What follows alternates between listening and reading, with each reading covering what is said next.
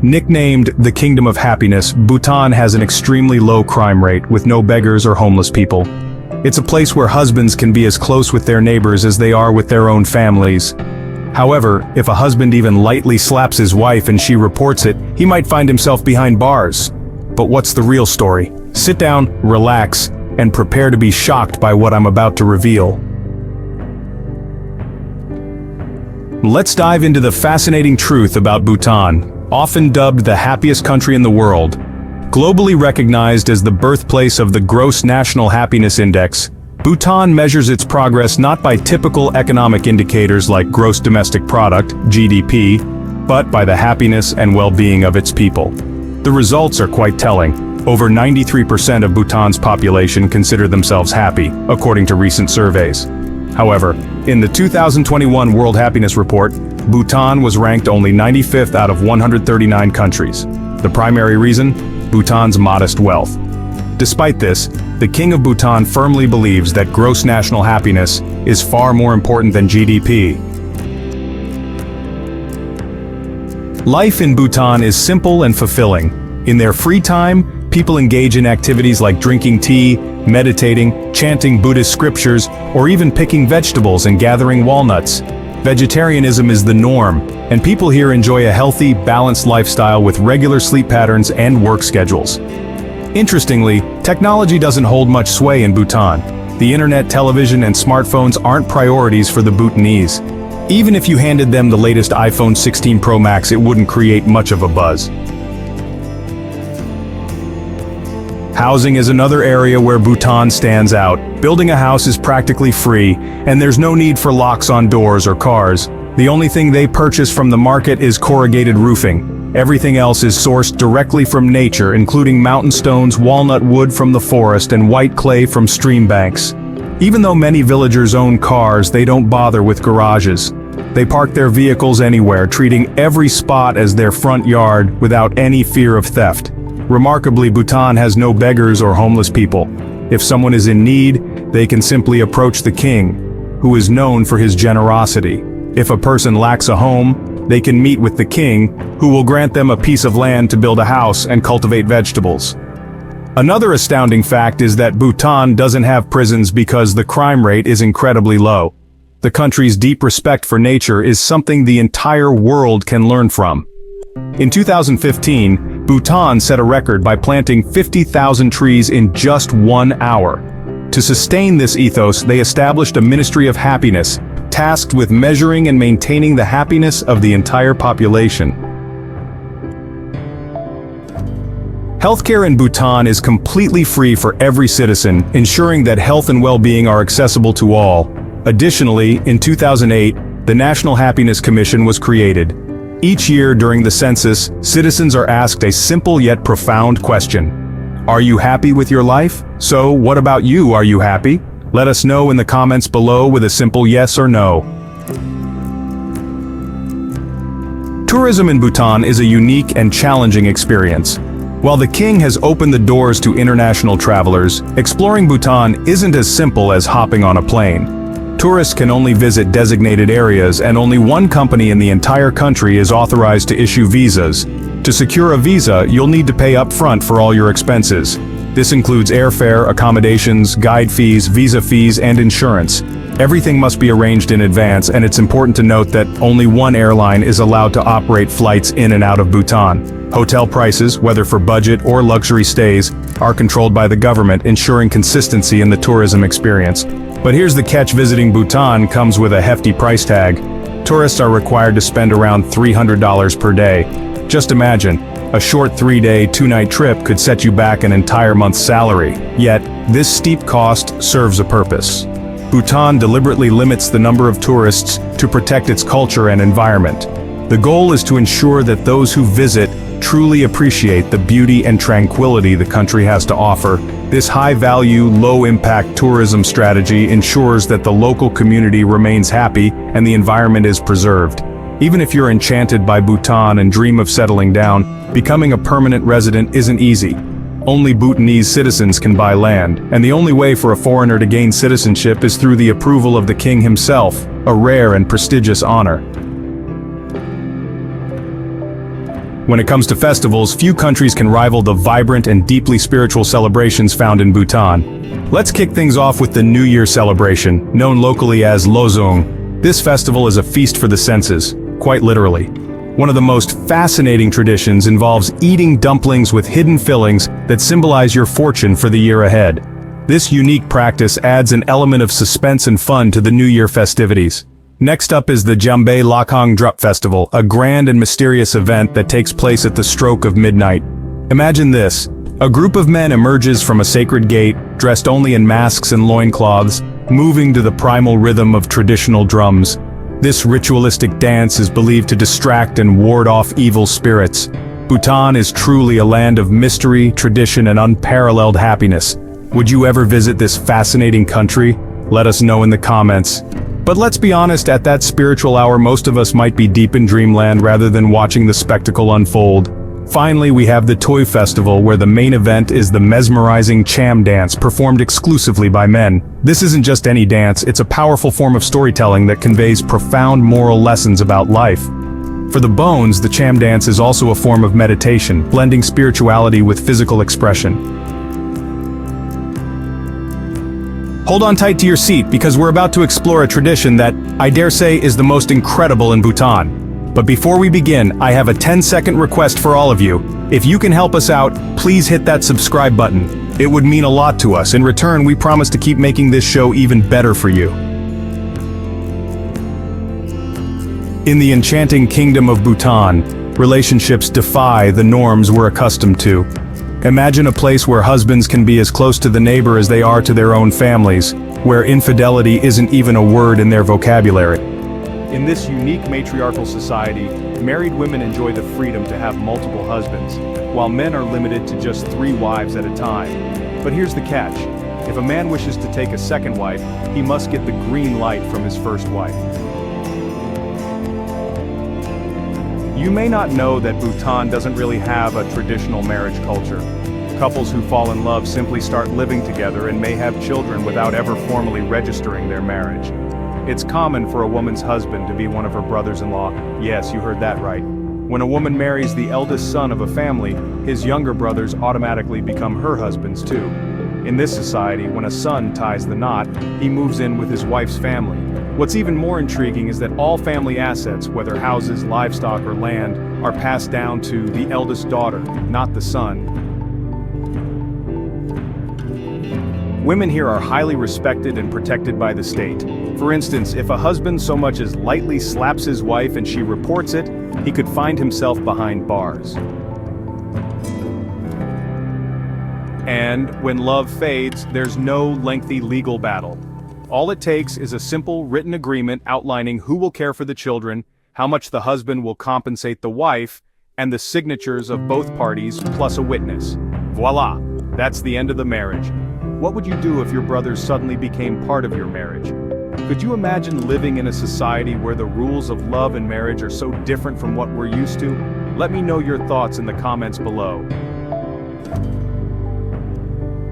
For starters, raising chickens, cows, or sheep for slaughter is completely forbidden. If you're craving meat, you'll have to import it from India.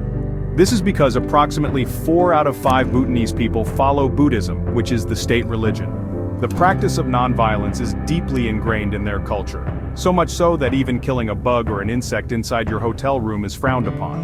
Hunting and fishing are also off-limits, except in a few designated areas. Another interesting aspect is that the importation of chemical fertilizers is banned. So, if you're into organic produce without a trace of pesticides, Bhutan is the place to be. This ban came into effect after past tests revealed high chemical levels in imported vegetables like chilies, beans, and cauliflower from India, leading to a ban on these imports in 2016. Additionally, poultry products, including eggs, have been banned from import since 2012.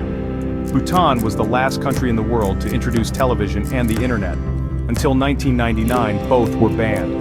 It wasn't until June of that year that the first TV was allowed into the country. The people of Thimphu, the capital, quickly became engrossed in television, particularly Indian films.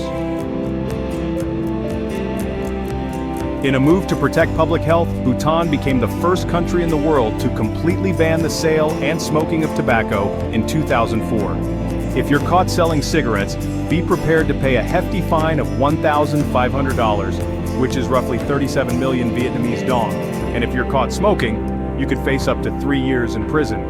Just a year after this law was enacted, over 800 people were fined, and nearly half of them ended up behind bars. The first person caught under this law was Sonam Singh, a monk found with about 6 ounces of chewing tobacco. His arrest sparked nationwide outrage, and due to public pressure, a slight concession was made. Individuals were allowed to purchase a limited amount of tobacco products, about 300 cigarettes, 50 cigars, or just over half a pound of tobacco, from abroad, but they had to present a receipt.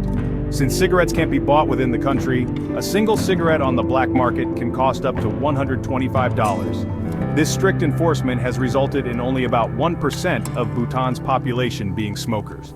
I have to say this ban is quite impressive. Bhutan also has a remarkable environmental regulation requiring that at least 60% of its land remains forested. If you cut down a tree without special permission, you'll face severe penalties, possibly even jail time. And if you do cut down a tree, you're required to plant 2 saplings in its place. This commitment to the environment is why Bhutan is recognized as the only country in the world with a negative carbon footprint. Mountain climbing is also heavily restricted here. Since 1994, climbing above 20,000 feet has been banned, and by 2003, the practice was completely prohibited. Finally, in a quirky twist, Bhutan doesn't have traffic lights. Instead, traffic is manually directed by officers because Bhutanese people believe that human interaction is more important than emotionless traffic signals. Even traffic signs carry philosophical messages like reminding drivers to slow down and appreciate the moment. When it comes to unique and fiery cuisine, Bhutan is in a league of its own.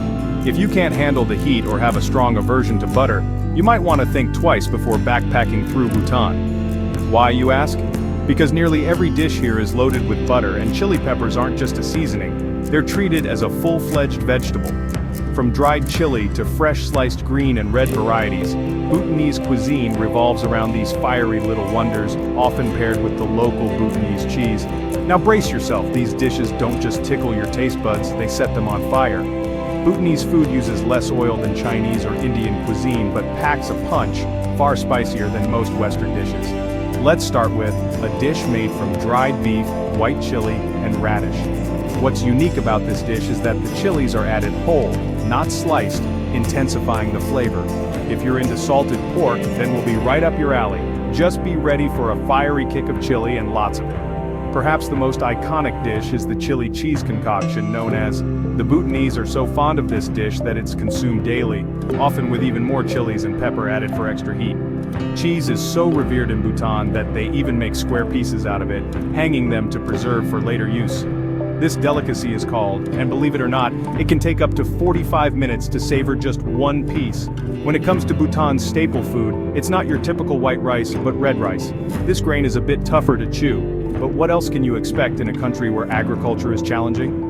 After all, Bhutan boasts the world's highest average elevation, over 3,280 meters above sea level, with its highest peak, standing tall at 7,570 meters.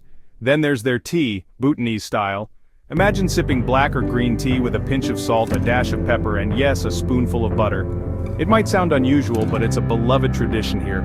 Even Sichuan's famously spicy cuisine might pale in comparison to Bhutan's heat, but the surprises don't end with food. Bhutanese adults consume up to 8.47 liters of alcohol annually, well above the global average of 6.2 liters. With over 5,400 bars scattered across this tiny kingdom, it's clear that alcohol is a big part of the culture. However, don't plan your pub crawl for a Tuesday, as the government observes, when bars are prohibited from selling alcohol. Unlike many countries where traditional attire is reserved for special occasions, like Vietnam's, Korea's, or Japan's, Bhutan's national dress is worn daily by nearly everyone. In Bhutan, the and aren't just clothing, they are symbols of national pride and identity. All male guides proudly wear the, and when entering the majestic fortresses with tourists, they carry a white scarf as a sign of respect. Whether at work, in temples, in offices, or during formal events, Bhutanese people don their traditional attire with pride. In fact, for government employees, wearing these garments is not just encouraged, it's required by law. Even school children start their day in traditional Bhutanese attire, making Bhutan one of the few places in the world where you'll still see men rocking skirts with style. The color of the scarf draped over the left shoulder is more than just an accessory. It's a marker of social status. Commoners wear white, while the noble class and monks are distinguished by their yellow scarves. With an area of 47,500 square kilometers and a population of around 750,000, Bhutan stands as a beacon of contentment in a world dominated by economic pressures. You might think that an unstable economy would lead to widespread dissatisfaction, but Bhutan defies this logic. The nation's per capita income is only about $1,400 per year. Yet despite this, Bhutanese people are some of the happiest on earth. Youth unemployment in Bhutan is nearly 30%, and about 1 in 8 citizens live below the poverty line. But here's the twist: Bhutanese aren't preoccupied with relentless work schedules or the pursuit of wealth. Many work just enough to get by and rarely feel the need to visit markets or shops. One fascinating aspect of Bhutanese society is that 50% of men are monks dedicating their lives to spirituality rather than the material world. These monks live in monasteries where their daily activities include cleaning, chanting, and performing rituals like pouring holy water for visitors. This deep spiritual culture is one reason why global giants like McDonald's and Starbucks have yet to set foot in Bhutan. If you're thinking of banking or handling finances here, be prepared for a different experience. Bhutan has no online banking system, meaning everything has to be done in person. The country only has 3 embassies, all located in the capital, Thimphu, making international relations quite unique. Most dealings require India as an intermediary. And let's not forget Bhutan's currency, which is pegged to the Indian rupee. One is equivalent to around 3 cents in US dollars, reinforcing the close economic ties between Bhutan and its larger neighbor India. When it comes to Bhutan's military, comparing it to its neighboring giants is both sobering and heart-wrenching. Bhutan's military is not just small, it's fragile and underfunded. If a conflict were ever to break out, Bhutan's struggling economy would only exacerbate its already precarious military situation. In fact, Bhutan's military ranks near the very bottom globally, with virtually no air force, just a handful of transport planes used mainly for rescue operations. As a landlocked country, Bhutan naturally has no navy, and its army is notably lacking in heavy equipment, with no tanks to speak of. The entire Bhutanese army consists of a mere 7,500 soldiers, many of whom serve as honor guards or protect the king. Military service is entirely voluntary, with the minimum recruitment age set at 18. To put this into perspective, Bhutan's entire annual defense budget is approximately $10 million, primarily spent on uniforms and basic necessities for soldiers. This figure pales in comparison to Russia's staggering defense budget, which exceeds $155 billion, a sum that represents 38.6% of Russia's national budget. But what makes Bhutan's situation even more precarious is its location. Nestled between 2 powerful nations, China and India, who have a history of border tensions. Both countries frequently conduct military drills near Bhutan's borders, leaving Bhutan in a highly vulnerable position. There's an old saying, this couldn't be more apt for Bhutan's delicate situation. In summary, while Bhutan may maintain peace for now, any outbreak of war would be catastrophic. The truth is, Bhutan simply cannot compete in any military conflict. If you enjoyed today's video, please hit the like button and don't forget to subscribe to the channel. Your support means a lot to us. Thank you so much for watching, and see you in the next video. Thanks for being with us on this great journey. Leave your thoughts in the comments and don't forget to like and subscribe for more. See you soon.